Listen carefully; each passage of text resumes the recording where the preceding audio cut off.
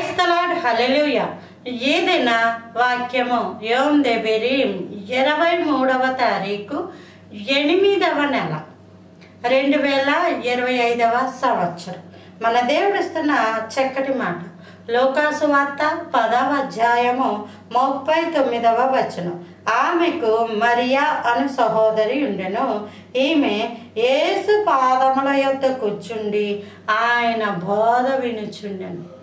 ఈ మరియా చేసిన పని ఏంటి అంటే యేసు పాదముల దగ్గర కూర్చొని ఆయన బోధ వినుచుండెను. మనము ఉంటాము, ఆయన పాదాల దగ్గరే కూర్చుంటాం, కానీ మన మాటలు దేవుడు వినాలని కోరుకుంటూ విస్తరించి అనేక రీతిలుగా ప్రార్థన చేస్తున్న వాళ్ళు ఉంటారు. నేను ప్రార్థన చేయొద్దు అని చెప్పటం లేదు, కానీ ప్రార్థనలో ప్రాముఖ్యమైన అంశం ఏంటంటే ఆయన చెప్పేది వినాలి. ప్రసంగాలు వినడం కాదు, మనం ప్రార్థనలో కూర్చొని ఎవరెవరో చెప్పిన ప్రసంగాలు వినడం కాదు, బైబిల్ చదవడం కూడా కాదు. కానీ మనం మోకరించినప్పుడు ప్రభువా నువ్వు నాతో ఏం చెప్తున్నావు, రేపేమి జరుగుతుందో మనకు తెలియదు, కానీ దేవుడికి తెలుసు. దాన్ని బట్టి దేవుడు భూత వర్తమాన భవిష్యత్తు కాలంలో ఉన్న దేవుడు. ఆయన మనతో మాట్లాడే దేవుడు.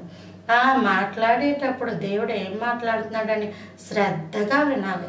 మరియా ఆయన పాదాల దగ్గర కూర్చుంది.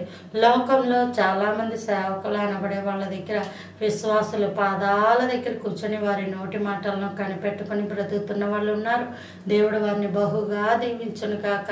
అంత మాత్రమే కాదు, నీకు రహస్యంగా చేసే ప్రార్థన గది ఉండాలి. ఆ గదిలో నీవు మోకరించి దేవుడు ఏం చెప్తున్నాడో, దేవుడు నీ బ్రతుకులను ఎలా మారుస్తున్నాడో ఆ మాటలకు తగినటువంటి ప్రార్థన సిద్ధపరచుకొని ఆయన నోటి మాటను వినే కృప దేవుడు అనుగ్రహించును కాక. Praise the Lord. ఆమేన్.